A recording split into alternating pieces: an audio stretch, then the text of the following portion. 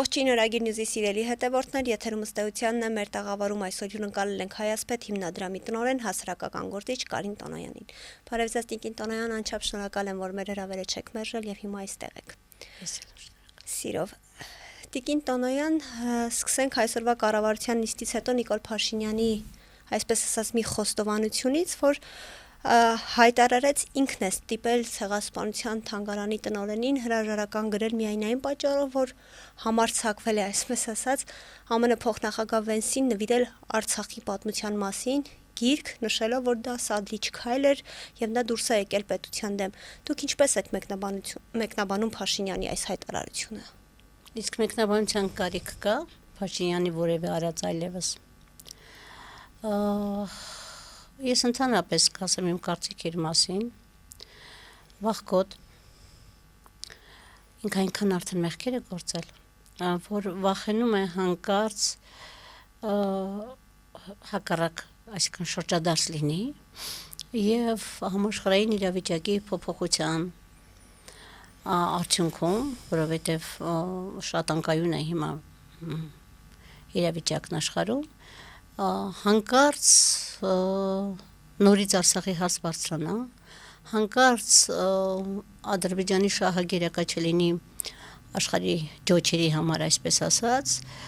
եւ իրենց այսքան տանջանքով Բարիզբուն իմաստով իրենց այսքան տանջանքով քանդածը հանկարծ նորից կառուցելու հնարավորություն ունենա։ Իրենք սարսափում են ուղղակի այդ մտքից եւ դրա համար աչից ձախից հոխորտում են, որ եթե մենք այս անգամ չընտրվենք, մեր արած ամբողջը ջուրն է գնալու։ Պարզապես մի բառն է խալացնում, ոչ թե արած, այլ մեր քանդած ամբողջը ջուրն է գնալու, իսկ արածը ճիշտ է, եթե դա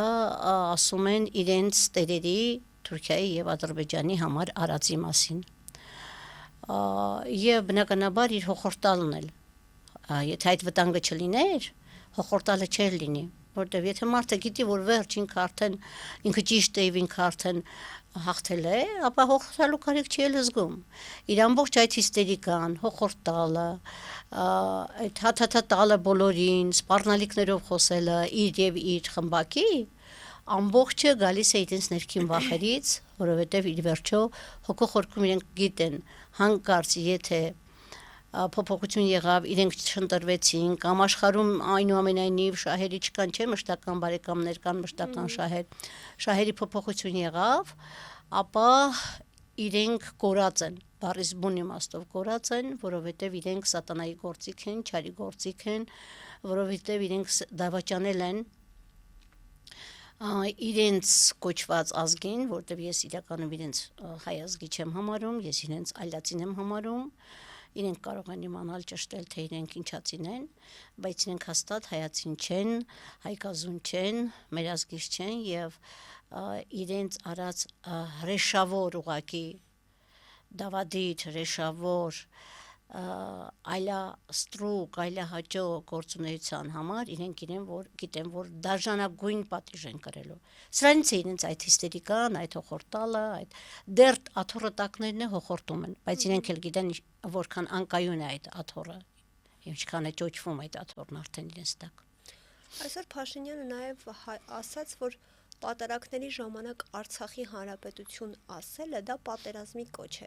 Որքանով է սա տեղավորվում բարոյականության սահմաններում, մասնավորապես երբ դա ասում է մի մարդ, ով Ստեփանակերտում հայտարարում էր, գոռում էր, որ Արցախը Հայաստան է եւ վերջ։ Դե մենք գիտենք ինչի համար էր գոռում։ Իրեն հրամայված էր այդ թատրոնը խաղում էր։ Իրականում ինքը հենց Ստեփանակերտում այդ կանչով սկիզբ դրեց պատերազմին։ Իսկ ասելով թե Արցախի անուն տալը պատերազմի կոչ է, նախ առաջինը բոլոր խելացի մարդիկ քիչ թե շատ լավ հասկանում են, որ պատերազմն արդեն մեր դրանշեմին է եւ ուշ թե շուտ տուն է մտնելու։ Ինչ տեսքով կմտնի, դա կմտնի առնհելի փախստականների հոսքի տեսքով, դա կլինի բուն պատերազմի մեջ մտնելու տեսքով, եթե մեր շուրջը այսքան խոշոր պետություններ ջրակի արդեն դաշտ են դարձել, մենք իրենց միջ այսպես արդեն մի բուռ մնացած տարածքը չենք կարող զերծ մնալ։ Հետևանքներից հաստատ, եթե անգամ ոչ բուն պատերազմական իրավիճակից, ապա հետևանքներից հաստատ մենք դառը մեր բաժինը ունենալու ենք։ Եվ նա մտածում է, թե մենք կարող ենք խուսափել պատերազմից, ընդամենը ինքն իրեն ամենամեծ վատությունն է անում, որովհետև նա ով չի վախենում պատերազմից, նա պատրաստվում է պատերազմին, իսկ նա ով վախենում է, առավել ևս վախեցնում է պատերազմով, նա հենց դառնում է առաջին զոհը պատերազմի։ Երկրորդը ոսկով ասած, որ պատերազմն ավարտվել է։ Եվ եկեք մի հատ մեր տներում տեսեք պատերազմն ավարտվել է։ Երեք իմ թորնիկի ծննդյան օրն էր, եւ ինքը ուզեց, որ մենք գիշերը մենակ մնանք սենյակում հոր նկարի հետ, եւ սկսեց 10 տարեկան երեխան բարձր խոսել հոր հետ, պապ, ես արդեն 11 տարեկան եմ դառնում, ես արդեն զենք սարքել գիտեմ, ես այդ զենքը խոստանում եմ, որ մի օր գործարան եմ դարձնելու եւ ազատելու եմ քո կյանքի գնով տված Արցախը։ Եվ արդյոք դա պատերազմի շարունակություն չէր իմ տանը, եւ իմ շուր եկած, եւ իմ աչքից հոսող արդյունքները, պատերազմները դադարում են, երբ որ այլևս մայրերի արդյունքներն են դադարում։ Հիմա ամեն մայր վախենում է անգամ, որ տղան մեծանա ու ինչ պիտի լինի։ Այսինքն քո կառավարած երկրում այդ վախերը կան։ Հզորները չեն վախենում պատերազմից, ոչ թե քո նման խեղճ ու կրակ ղեկավար ունեցողները։ Եվ երրորդը, որ պատերազմ լինի, ելի մեր զավակներն են կռվելու։ Քո այն անհասկանալի երևույթը չի կռվելու, որի համար տասնյակ կյանքեր զոհաբերվեցին, որ ինչ եթե թատրոն խաղացնեին, որ ինքը չփախավ ռազմի դաշտից։ Ամեն ինչ արդեն պարզ է, ջրի երեսին է, բոլորը ամեն ինչի մասին գիտեն, այնպես որ հաստատ քո արդեն փախցրած ընտանիքը բաժանության տեսքով, թե ինչի տեսքով, ընտանիքին չի սպառնում պատերազմը։ Մենք ենք այս հողի տերը, մեր զավակներին ենք մենք մեր կամքով զոհում այս հայրենիքի համար, մեզ չվախեցնես պատերազմով, որովհետև մենք իրադասում ենք պատվով ապրել, կռվել, եթե պետք լինի մեռնել, քան թե անպատիվ գոյություն պահել, որովհետև գոյություն ունենալը դեռ ապրել չի նշանակում։ Կռվելով ապրելն է ապրել, հաղթելով ապրելն է ապրել, բայց ինքը չգիտի դրանց տարբերությունը։ Ինքը կատարող է եղել ամբողջ կյանքում, իրեն ամբողջ կյանքում օգտագործել են, փոքրուց դեռ փոքր տարիքից օգտագործել են ամենատարբեր տեսակներով, ամեն ինչ ասում եմ արդեն հայտնի է, եւ ինքը պարզապես իր այդ տարիների կուտակած ատելությունն է հանում այս ժողովրդից, իր չկայացած մանկության, իր չկայացած պատանեկության եւ ընդհանրապես չկայացած կյանքի վրեժն է հանում մեզանից բոլորիցս։ Դուք հերոսի մայր եք, Տիկին Տոնոյան, ո՞րն է այն Հայաստանը, որի համար մեր տղաները զոհվեցին։ Մեծ հայքը։ Իմ տղան իր կյանքը տվել է մեծ հայքի համար։ Արցախն իր համար ընդամենը ճանապարհ էր դեպի մեծ հայք։ Ամեն տարի, երբ որ ես հայասպետներին Արևմտյան Հայաստան եմ տարել, այս տարի եմ տանելու, Համշան եմ տանելու, մեր երազանքը մեկ քայլով մենք մոտեցրել ենք։ Այդ երեխաները մեծացել են, հիմա արդեն հասուն երիտասարդներ են, նրանց երազանքը ապրում է, մենք հաճախ ենք հանդիպում եւ Փաշինյանական այդ փոքրիկ խումբը չի կարող այդքան մեծ երազանք սպանել։ Մոտ 15000 երիտասարդ արդեն հայասպետը կրթել է, 11-ից 12000 միայն հայասպետ հեռուստախաղով է դուրս եկել եւ մնացածն արդեն դպրոցի 10 տարվա դպրոցի սերունդն է եւ նրանք բազմապատկվելու են եւ նրանց մեջ դուք չեք կարող սպանել այդ մեծ երազանքը։ Դա հայ ազգի գաղափարախոսությունն է, վերականգնել իր ամբողջական մարմինը։ Հաշմանդամ մարդը մի երազանք ունի՝ ոտքի ելնել եւ ամբողջանալ։ Չի կարող կիսատ հաշմանդամ պետությունը երազանք չունենալ ամբողջանալու։ Դա բնական, շատ բնական եւ տիեզերական արդար ճշմարիտ պահանջ է։ Եվ դուք չեք կարող սպանել մարդու մեջ։ Հաշտեցնել նրան, որ գիտես դու հաշտվիր նրանով ընդամենը, որ սիրտդ է բաբախում կամ մի կտորդ է աշխատում, դա անտրամաբանական է պարզապես, հասկանում եք։ Պարզապես իրենք այնքան մակերեսային են, այնքան պարզամիտ են, հա, որ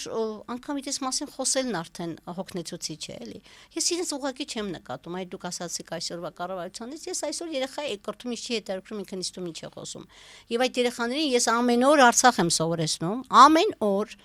Իրենց դասագրքերի վրա Արցախ եմ նկարել տալիս, ավելացնում են իրենց ձեռքով Արցախը, այնպես որ դուք մի տարբերակ ունեք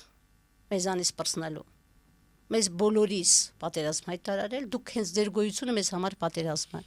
Եվ մեզ բոլորիս այդ պատերազմում, ինչպես մեր զավակներին, դավադրաբար զոհաբերել։ Կարող եք, խնդրեմ, ասպարեզը ձերն է։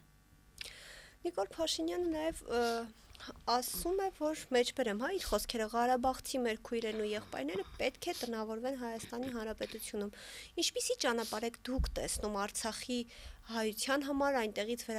այսպես բռնի տեղահանված հայության իրավունքների վերականգնման ու պաշտպանության համար։ Այսինքն փաստացի փակում է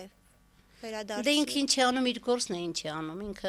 ինքը փակված է, բոլոր ամեն ինչ փակում է։ Եթե դուք նկատել եք, ինքը ինչ եկել է փակում է։ Եվ առաջին պատիվն էլ Հայասպետին էր պատկանում, առաջինը Հայասպետն է փակել, ինքը ինչ եկել է փակում է։ Իրենք անընդհատ փակում են։ Դա իրենց ապրելաձևն է, բայց ինչ է, մենք հիմա պիտի բանու գործներս թողած նայենք, թե իրենք ինչ են անում։ Թող փակեն, իրենք կփակեն, մենք կբացենք, ավելի լավը կկառուցենք, ավելի լայնը կկառուցենք, հա։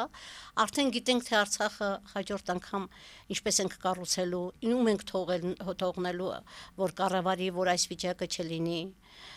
Շատ լավ դաս ենք քաղել, շատ լավ։ Այնպես որ թող ինքը թաղի, մենք ցանենք, մենք սերմնացաներ ենք եւ մեր սերմերը ցլելու են։ Դիեզերքը միշտ ունի գիշեր եւ ցերեկ, ունի ձմեռ եւ գարուն։ Մարդու երազանքներն էլ ունեն այդպիսի հատկություն, իրենք կարող են մեռնել եւ հետո նորից առնել։ Այնպես որ նա ով մտածում է թե Արցախի էջը փակված է, ես ընդհանրապես ժպտում եմ, որովհետև այնուամենայնիվ ինչքան էլ որ հեքիաթին մենք վերաբերում ենք որպես հեքիաթ, չէ, այդ սովորաբար ասում ենք հեքիաթին հավատում ես, ես հավատում եմ հեքիաթներին, որովհետև հեքիաթները ամենամեծ փիլիսոփայությունն են մարդկության կողմից ստեղծված, եւ հեքիաթները միշտ արդարությամբ են ավարտվում, միշտ բարին հաղթում է։ Հայկը հաղթելու է բելին։ Դուք ասում եք միշտ ժպտում եմ, երբ ասում են Արցախի էջը փակված է, բայց ինչ զգացողություններ եք ունենում, երբ ասում են, որ էջը փակված է, Արցախի մասին անցյալով են խոսում, որտեղ ձեր որդին հերոսաբար իր կյանքն է տվել հենց Արցախի համար, հենց այդ հողի համար։ Իմ որդին միայն կյանքը չի տվել, իմ որդին հիմա էլ գտնվում է Արցախում։ Ես չեմ համարում, որ եթե իրեն բերել այստեղ հանձնել են հողին, ուրեմն ինքը Արցախում չէ, ոչ, նրանք Արցախում են։ Այդ 5000 տղան Արցախում են եւ նրանց հետո էլ ենք մենք ունեցել զոհեր 23 թվականին եւ միշտ այդ ընթացքում։ Նրանք Արցախում են այսօր։ Ես անգամ երազում եմ տեսնում ինչպես է որդի շրջում Արցախում։ Եվ ես գիտեմ, որ ինքը Արցախում է եւ մենք իրականում հանդիպելու ենք Արցախում։ Հասկացող հասկանում է ես ինչ եմ ասում, իրենց համար չեմ ասում, որտեվ իրենք հասկանալու այդ կարողությունը, ապրելու զգալու կարողությունը չունեն։ Մարդը 3 շերտից է բաղկացած, չէ՞, ֆիզիկական մարմին, երկրորդ մարմինը եւ հոգին։ Երկրորդ մարմինը, որ էներգիան է մեր, այդպես են կոչում, այդպես են ասում, որ էներգիան է մեր, շատ հզորանում է զոհվածի մայթերի մոտ։ Մենք երկրորդ մարմնով շատ բան ենք զգում, որ արդեն այդ կորուստը չունեցած մարդկանց հասկանալի չէ։ Եվ ես զգում եմ, ես գիտեմ, որ ես եւ իմ որդին Արցախում հանդիպելու ենք։ Տիկին Տոնոյան, այսօր հասարակության մեջ շատերը խոսում են հիասթափության, մյուսները պայքարի շարունակության մասին։ Դուք ինչպես եք գնահատում Հայաստանի ներկա հոգեբանական եւ քաղաքական վիճակը եւ ինչպես կարելի է վերականգնել հասարակության այսպես հավատը պետության հանդեպ, որովհետեւ կարծես մարդիկ իսկապես նախ անտարբեր են դարձել, հավատն են կորցրել, ոչինչ չի զարմացնում, ինչպես իրենք են ասում, ինչպես վերականգնենք այդ։ Գիտեք, մեր կրթության այս արդեն 35-6 տարվա ողբալի վիճակը ցավոք մեր հասարակությանը, մեր ժողովրդին կրթական ամենաբարձր մակարդակից իջեցրեց ամենացածր մակարդակ ունեցող ժողովրդի կարգավիճակի եւ հենց կրթության պակասն է, անգրագիտությունն է պատճառը, որ մենք այս վիճակում ենք, որովհետեւ մենք պետությունը նույնականացրել ենք իշխանության հետ։ Իսկ իրականում պետությունը հենց ես եմ։ Եվ որ Փաշինյանը կամ իր այդ խամաճիկները, իր, չգիտեմ, լնգուլավազը խոսում են պետության մասին, Ես էլի ժպտում եմ, որտեղ իրենք չգիտեն թե ինչքան ես ինձ ինչքան եմ պետություն համարում։ Պետությունը մեզանից յուրաքանչյուրն է։ Իրենք մեր ծառաներն են։ Որտեղ իշխանությունը իրականում ծառայությունն է։ Եկեք մի օր հարկ չտանք, տեսնենք քանի օր իրենք այնտեղ կմնան։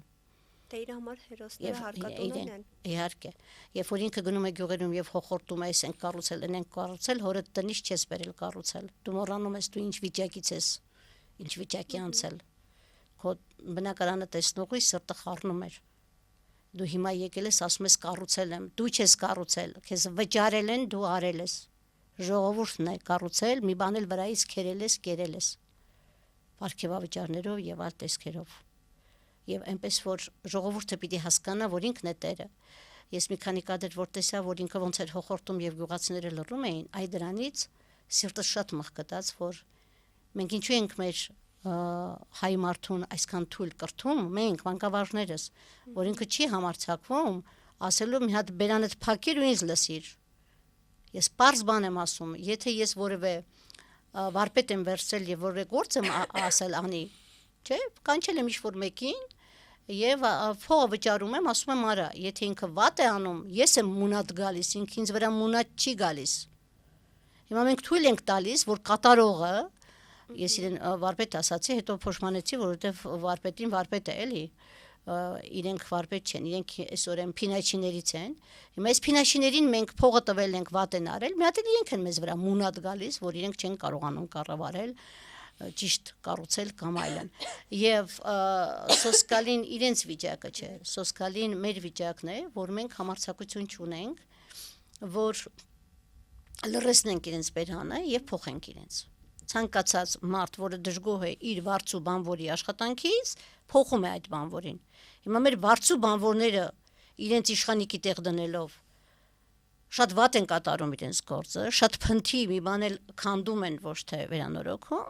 մենք խեղճանում ենք իրենց մոտ։ Սա գալիս է մեր կրթական ոլորտի մակարդակից։ Մենք դպրոցում ստրկամիտ ենթարկվող երեխա ենք մեծացնում։ Մենք չենք մեծացնում իր կարծիքը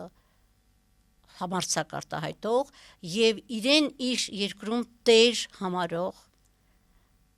հասարակություն։ Դպրոցում է արմատը այս արատի։ Դպրոցում ես ամեն օր եմ այդ մասին խոսում եւ չեմ հոգնի ասելու, որ ոչ թե պետք է բարեփոխել հայ դպրոցը, այլ պետք է լիովին նոր ազգային դպրոց կառուցել, որտեղ մենք կկրթենք, կզարգացնենք, կմեծացնենք տերեր, ոչ թե վախկոտների մի, որը փողը կտա ինքն էլ կվախենա հանկարծ ձայն հանելու, թե վատ է աշխատում ինձ համար։ Մենք միայն փող ենք տալիս։ Մեր աշխատածից քերում տալիս ենք, պահում ենք մի ամբողջ ուռճացված իշխանական համակարգ, որը քանդում է, ավերում է ամեն ինչ ուղակի, ասում են դպրոցներ ենք կառուցում։ Ինչքան պարկ եք ավելացնում ամեն հայի վրա, որ այդ դպրոցները կառուցում եք։ Իրավունք ունի արդյոք տան հայրը պարկով բերելու, անընդհատ երեխաներին ինչ-որ բան նվիրելու, հետո գալու են տունը ձեռքից առնելու են, հետո անտեր դրսում թողնելու։ Այդում հաշվին ես այդ դպրոցները կառուցում։ Դու ես այնքան լավ աշխատել 7 տարում, որ արդեն կուտակել ես, արդեն կարողանում ես առանց պարտքի դպրոց կառուցել։ Փայլուն դպրոցներ հիմա փակում ես։ Հրաշալի դպրոցներ կան, որոնք նոր են վերանորոգված, անգամ վերջին տարիներին են կառուցված։ Մեզ գիտեք ինչքան են գրում տարբեր գյուղերից։ Եվ այդ դպրոցները փակում են, իսկ մենք գիտենք, փակված դպրոցը մի տարի հետո ավերակի է վերածվելու։ Փակում են եւ փոխարենը պարկ են վերցնում։ Դե լավ իշխանավոր ես, տղա ես, դե քո երկրի աշխատած փողով կառուցիր, ոչ թե պարքեր վերցրու, ամեն ինչ ծնված երեխայի վրա արդեն քանի հազար $1000 պարք ես դրել։ Գլուխել գովում ես, թե մենք դպրոց ենք կառուցում։ Բակա դաղ պիտի կառուցեիր, բա ինչ պիտի անեիր։ Մանկապարտեզներ պիտի քեզ դրա համար եմ վարձել։ Եվ այս ժողովուրդը խեղճացած նայում է, թե մարդը կառուցում է։ Մարդը չի կառուցում, ժողովուրդ դուք եք կառուցում։ Ձեր փողով եք կառուցում կամ ձեր հաշվին վերցրած պարկով են կառուցում։ Արդյոք դա ճիշտ է։ Մենք հայերս մեր ընտանիքում աշխատում ենք ամեն ինչ անել, մեր ունեցածով յոլա գնալ, հա, այդ բառը ասեմ, բայց պարկ չանել։ Եվ դա մեր առավելությունն է, որտեղ դա հնարավորություն է տալիս շատ արագ ոտքի կանգնեցնել ընտանիքը եւ արդեն ինքնաբավ ապրել։ Իսկ մենք հիմա վերածվել ենք համաշխարհային մուրացիկի, ով մեզ վարկ կտա, ով մեզ պարկ կտա, որ բանկը մեզ, կառաջարկի, մենք էլ գիտենք թե դրանց տոկոսները հետո ինչ են նստելու մեզ վրա։ Վերջում այդ հայրենիքն են մեր ձեռքից վերցնելու, ինչպես եւ վերցրին արդեն, որտեղ իրավունքն իրականում է երկրի կառավարման, արդեն մերը չէ, ինչքան էլ իրենք հոխորտան, թե Հայաստանը այսքան անկախ երբևէ չի եղել։ Գժության հաշվին անկախություն չեն ձեռք բերում։ Դու ընդամենը սրան նրանք ցելով ամբողջ աշխարհում անես գալի քեզ թվում է անկախ ես։ Այդ անկախության գինը մենք ժողովուրդս ենք հետո տալու ու դաժան ենք տալու։ Տիկին Տոնյան, դուք երկար տարիներ զբաղվել եք հայրենասիրական դաստիարակությամբ, հիմա եք կրթում երեխաներին, ինչ է փոխվել երիտասարդների մտածողության մեջ վերջին տարիներին։ Գիտեք, երիտասարդությունը ի վերջո վարպետի ձեռքի միջին կավն է, որից դու ինչ ուզես կկերտես։ Հիմա նայես ում ձեռքին ենք էլ այդ երիտասարդությունը։ Հիմա մեր ձեռքին այդ երիտասարդությունը շատ ավելի 100 անգամ ավելի հայրենասեր է, ավելի գաղափարական է, ավելի պատրիոտ է, պես քան թե մենք ենք։ Մենք տեսնում ենք իրենց հիանում ենք, իրենց ուժը, ընկնում է սրիկայի ձեռքին, իր նման սրիկա է դարձում այդ կավը։ Շատ կարևոր է թե ով է կրթում այդ երիտասարդությանը։ Շատ է եղել, որ բոլորովին լիբերալ մտածողությամբ երիտասարդ, ասենք, մի քանի անգամ եկել է մեզ այդ ճամբար կամ բան, հետո իր ներսի բոցը, իր իրական ներսին կրակը այնպես է, մենք ընդամենը փչել ենք, այդ բոցին, այնպես է բոցավառվել, որ ինքն է անգամ ապշել, մի ազգային պարով, մի ընդամենը գաղափարախոսական զրույցով, մի ֆիդայական երգով, հասկանում եք, եւ ինքն է զարմացել, որ այդպիսի կրակ ուներ ներսում։ Կախված է նրանից, թե այդ երիտասարդությունը ում ձեռքին է։ Այսօր բուհերում մեր այդ երիտասարդներին խեղճացրել, դարձրել են անձային կատարողներ։ Բարձր նրանք 1, 2, 3 դառնալու են հլու կատարող բոլորի ձեռքին, գործիք բոլորի ձեռքին։ Ցավոք, մենք այսօր հնարավորություն չունենք բոլորին մեր ձեռքը վերցնելու։ Այդ դրա համար ենք ասում, իշխանությունը պետք է փոխվի։ Իշխանության պիտի գան երկրի տերերը, ազգային ուժեր։ Եվ հիմնականում ավելի շատ երիտասարդ ուժեր, որովհետև հները բոլորը ապացուցել են, որ իրենք պիտանի չեն եւ պիտի հեռանան ասպարեզից, ինչքան շուտ հեռանան, այնքան իրենց պատիվը, ինչքան մնան, միևնույնն է իրենք չեն հաղթելու, իրենք այլևս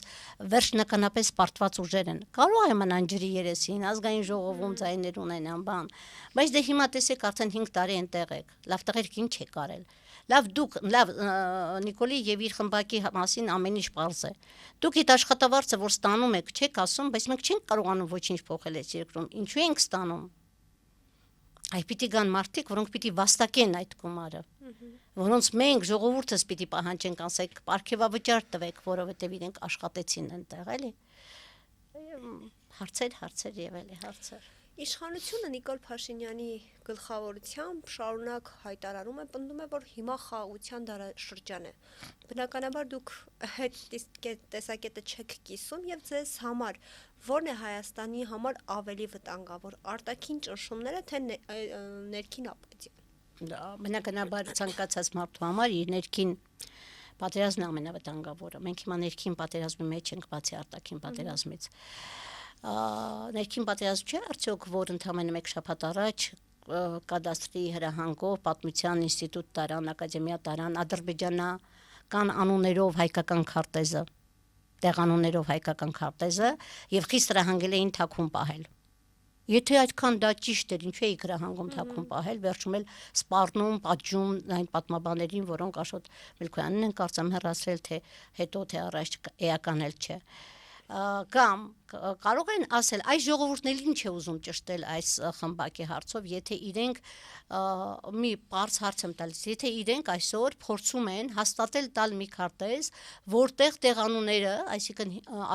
մենք գիտենք, որ թուրքը որտեղով քայլել է անուն է դրել, ի տարբերություն մեզ, որտեղ մենք երկրի տերերն ենք, մեր տանը մենք անուն չենք դնում, իսկ իրենք քանի որ վտանգ են ունեցել, հասկանում եք, սա հոգեբանություն է, ազգային հոգեբանություն, իրենք շատ լավ գիտեն, որ իրենք տերը չեն այդ տարածքի, իրենք ամեն ինչի վրա անուն են դրել, ոնց որ կնիկ է խփում, չէ, որ հանկարծ ապացուցելու կարիք լինի, կարողանաս ապացուցել։ Եւ հիմա ադրբեջանցիների պահանջով Հայաստանի իշխանությունը չի կարող դա ուրիշ մեկի պահանջով լինել։ Հայ մարդը, հայոց պետությունը չպիտի զգա, չէ, կարիք, որ մենք հազիվ մեր երկիրը մաքրած այդ այլազգի կեղծ անուններից հիմա նորից դրանք վերակենդանացնենք եւ այդպիսի քարտեզ տպենք։ Ես պարզ եթերից հարց եմ տալի, ում հրահանգով էր քարտեզը եւ ինչ նպատակով էր այդ քարտեզը։ Եվ այդ կադաստրի կոմիտեին, որ մենք վճարում ենք, մեր հարկերից ծնվում է, հետո դուդուկն է նվագում։ Սրանից ավել մեր ժողովուրդն ինչ է ուզում որ հասկանա, որ սրանք թուրքական դրածո իշխանություններ են, որ սրանք բացարձակապես հայատյաց քաղաքականության տեր իշխանություններ են։ Ես միշտ ասում եմ, հները չեն սիրել մեր պետությունը եւ դիտարկել են ոնց որ իրենց գործարան, փող աշխատելու գործարան։ Սա ատում է մեր պետությունը, որովհետեւ ինքը դրսից է իր փողը ստանում, որ քանդի մեր այս պետությունը գործարանը ոնց կոզեք կոչեք, հասկանում եք։ Տարբերությունը իրենց դրա մեջ է եւ սրանցից միանշանակ պետք է ազատվել օր առաջ։ Հակառակ դեպքում Հայաստան չի լինելու։ Համենայն դեպս եղած եթե Հայաստան էլ կոչվի, այն հայկական չի լինելու։ Մեծ կարևորություն ունի, չէ՞։ Հայկական է լինելու այդ Հայաստանը։ Հիմա ուզում եք ուրիշ անուն դրեք, բայց եթե այնտեղ հայն է ապրելու, բարգավաճելու, զարգանալու եւ ազգային է լինելու, անունը չի, չէ՞ կարևորը, էությունն է երկրի կարևոր, ում է պատկանում, այդ ազգին է պատկանում։ Ինձ համար Հայաստանը պիտի հայ ազգին պատկանի։ Ազգային ժողովը օրենք ընդունեց, որով հունվարի 27-ը լինելու է բոլոր ժամանակներում զոհվածների հիշատակի օր, դա մեծ այսպես քննարկումներ, քննադատությունների արժանացավ։ Դուք ինչ գնահատական կտաք այս որոշմանը։ Ես գնահատական իմ տվել եմ սոցցանցերում եւ մերժել եմ այդ օրը, եւ որպես իրավունքի տեսակետից, որպես մանկավարժ, որը պիտի այդ օրը իր դպրոցում չէ, նաեւ երեխաներին պարտադրի, որ տոնեն, որ ավանդույթ դառնա, եւ որպես զոհվածի մայր, որոնց վերաբերում էր այդ իբրև թե հարկորը, եւ որպես պետական մտածողություն ունեցող մարդ, ես սա հայտարարում եմ եւ դրա տերն եմ իմ հայտարարածի, որը շատ լավ հասկանում է, որ բանակի օրվա նախորդ օրը չեն դնում զոհերի հիշատակի օր։ Սովորաբար զոհերի հիշատակի օրը մեր բոլոր տոների հաջորդ օրն է։ Որտեւ առաջինը կյանքն է, հետո է մահը։ Իրենք մահը բերեցին կյանքից առաջ։ Մահը բերեցին դրեցին մեր բանակի օրվա շեհին։ Եվ այն էլ ինչ օր էր դա, հոլոկոստի զոհերի օրը։ Այսինքն նոր հոլոկոստ եք պատրաստում մեր ժողովրդի գլխին։ Իրենց յուրաքանչյուր, այո, իրենց յուրաքանչյուր արած ունի ուղղորդում եւ ունի մեսիջ, հայերեն բառը մոռացա, այսինքն ասելիք ունի, հաղորդագրություն ունի։ Բացարձակապես դա պատահական չէր, դրա համար կար սեպտեմբերի 27, դրա համար կար անգամ նոյեմբերի 9 այդ չարաբաստիկ օրը, հա,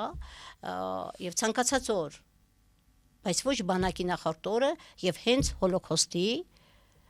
այսօր ճանաչված միակ ցեղասպանության, միակը չի, բայց ամենախոշոր ցեղասպանության զոհերի օրը։ Ես ինձ հերթական անգամ իրավունք եմ վերապահում ասելու, որ ես գիտեմ արդեն թե ովքեր են ձեր տերերը։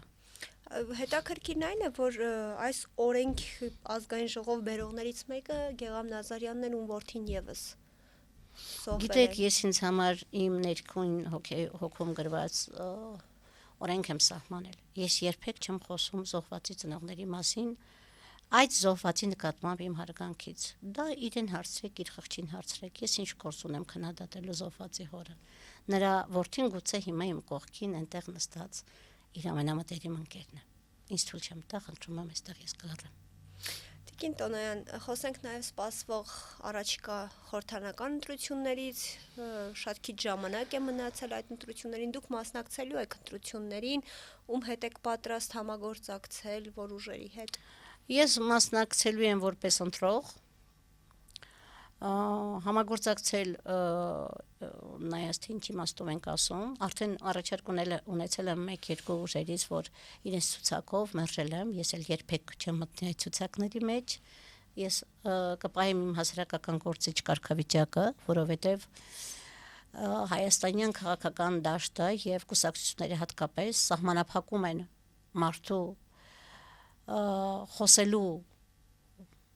եւ իրավունքը եւ ազատությունը, ես չափազանց ազատ մարդ եմ, որպեսզի սահմանափակվեմ որևէ կուսակցության պահանջով կամ որևէ քաղաքական ուժի թելադրանքով։ Ես մեկ կուսակցություն եմ ճանաչում, իմ կուսակցությունը իմ ազգն է, եւ այն ժամանակ անգամ, երբ որ ես առաջնորդ էի, կարող են ասել, բայց դուք կուսակցություն եք առաջնորդում, ես եղել եմ անկուսակցական, միակ կուսակցությունն է եղել, որի առաջնորդը եղել է անկուսակցական,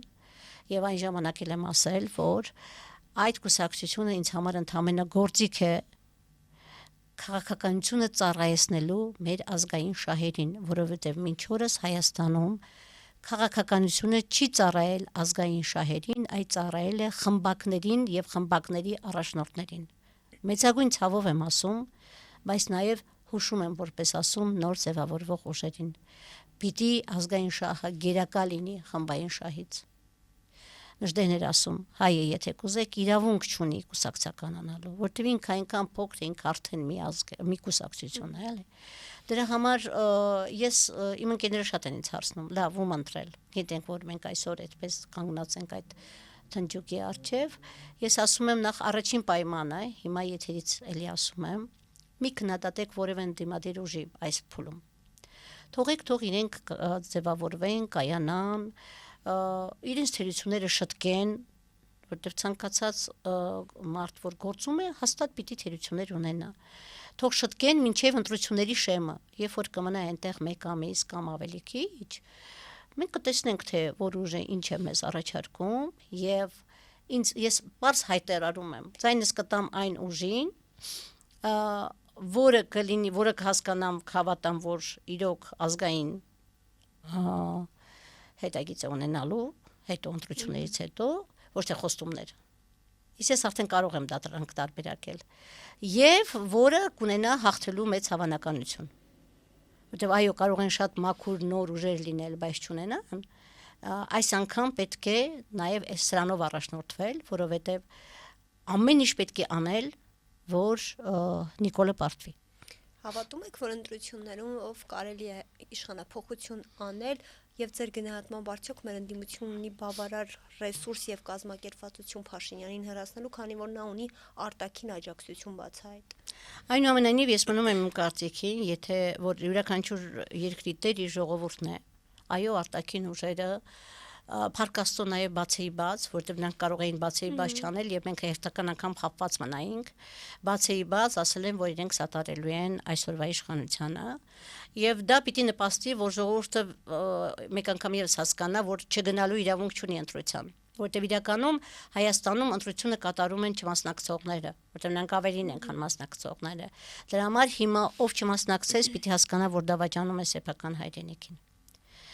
Որտեղ հաստատ Փաշինյանին ընտրողը գնում է ընտրության։ Հասկանում եք, նրանք ովքեր չեն գնում, ես իրենց հասկանում եմ։ Իրենք չունեն իրենց ընտրյալ են, դրա համար չեն գնում, բայց այս անգամ պիտի գնան հասկանալով հանդերձ, որ իրենց չգնացած ձայնը գնում է Փաշինյանին, եւ դրանով պիտի իրենց պատասխանատվության գինը հասկանան։ Ընտրվեց այս իշխանությունները, Հայաստանը հայկական չի լինելու, դա մենք շատ լավ ենք հասկանում։ Ադրբեջանցիների հոսքն է գալու, ճանապարհներն են ազատ բացվելու եւ միջանցիկ քամու նման երկիր է դառնալու Հայաստանը։ Այնպես որ մեկ ակնթարթ մտածեք։ Արդյոք դա ներքին նաեւ ներքին մի քիչ էլ գոռոզամտություն է։ Եթե հիմա ես այնտեղ չեմ ընտրվող, իմ հավատացած մարդը այնտեղ չի, հաստատ այդ ընտրվողների մեջ մեկը կա, որ գոնե այսպես ասեմ, որ գոնե ասենք չարիք չէ մեր երկրի համար, գոնե չարիք չէ մեր երկրի համար, հասկանում եք։ Մեզ ոչ ոք չի զրկում իրավունքից, որ մենք գնանք ամեն ինչ անենք, որ այս իշխանությունը հեռանա, հետո իշխանության եկածի գլխին կանգնենք որպես երկրի տերեր։ Բայց որպեսզի մենք մեզ ազատենք այդ ավելորդ նաև լուծից, այդ պատասխանատվությունից, մենք գերադասում ենք չգնալ ընտրության, ընդամենը մեկ բառի համար, որ ասենք ես չեմ ընտրել։ Դու ընտրել ես։ Նա ով չի գնա ընտրություններին, նա կընտրի Նիկոլ Փաշինյանին։ Հետո չասեք, թե վայ ես ինչ եղավ, դա ձեր ընտրությունն է, ինչպես եղավ 21-ին։ Նիկոլ Փաշինյանն ու իր թիմակիցները ահաբեկում են հանրությանը, կարծես թե եթե մենք չլինենք իշխանության, խաղաղություն չի լինի, եթե մենք չլինենք իշխանության, անկախություն չի լինի, ինչ անի հանրությունը, որտեղ բազմաթիվ մարդիկ կարծես թե դրան այսպես ասած հավատում են։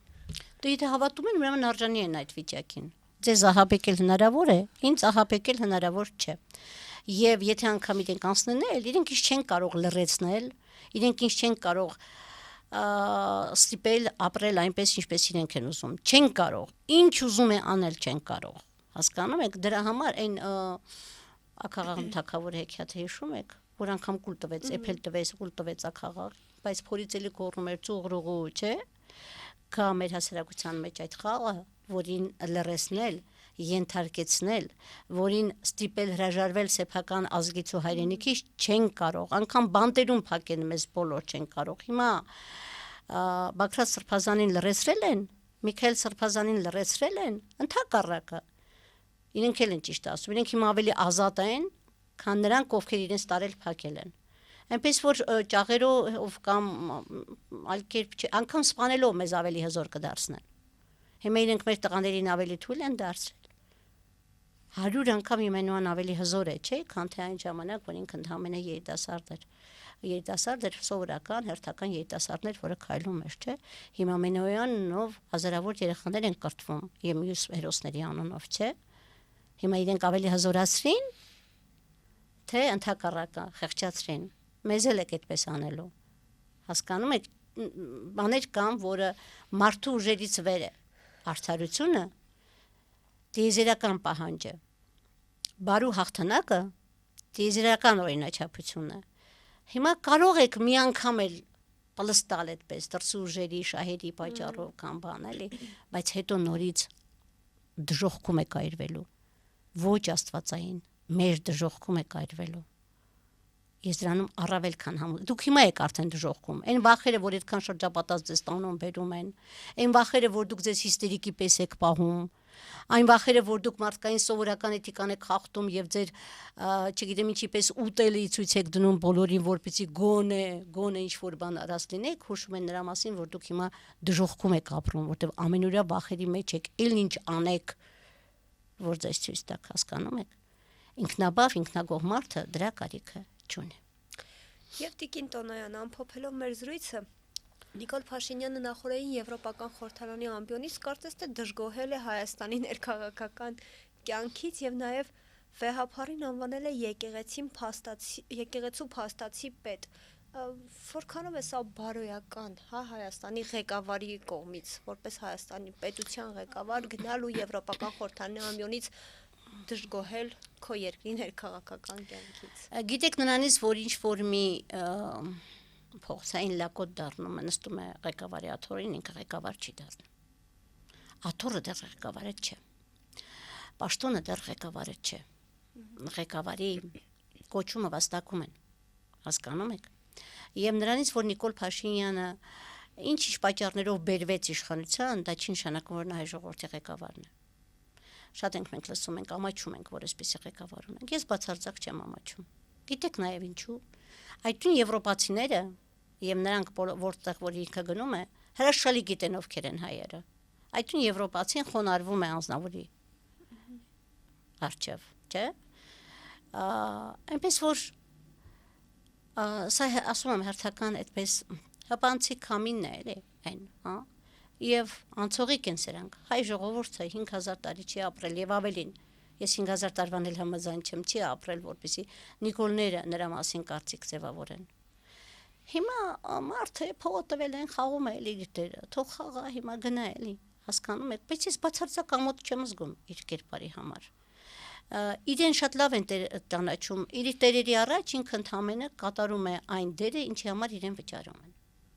Դա հայ ժողովրդի հետ որևէ կապ չունի։ Եվ նորից եմ ասում, ես առավել քան համոզված եմ, որ նրանք լավ են ճանաչում հայ ժողովրդին։ Եթե չճանաչեին, այսքան միջոցներ ձեռք չէին առնի, որ հայ ժողովրդին զերծ պահեին երկրորդ հաղթարշավից։ Հիմա իրականում որ մենք նայում ենք, ամեն ինչ արվում է, որ մեզ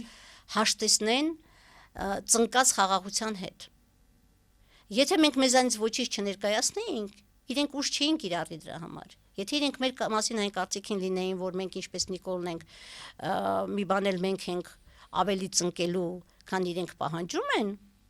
իրենք այսքան միջոց ձեռք չէին առնի։ Այն, որ իրենք այսպես համառորեն տարիներ շարունակ աշխատում են, այսքան ուժ են ներդնում, որպեսզի հայ ժողովրդին հաշտեցնեն պարտված խաղաղության հետ, արդեն ապացուցում է, որ իրենք դրան չեն հավատում եւ վախենում են դրանից։ Այնպես որ մենք այն գլխից հաղթած ենք արդեն, հասկանում եք, այս աշխարհը մեզ շատ լավ է ճանաչում։ Շատ լավ։ Նիկոլը չէ հայազգան, նա նույնիսկ հայացին չէ։ Շնորհակալ եմ Տիկին Տոնոյան։ Իմ հյուրն էր Հայասպետ հիմնադրամի տնօրեն հասարակական գործիչ Կարին Տոնոյանը։ Կհանդիպենք։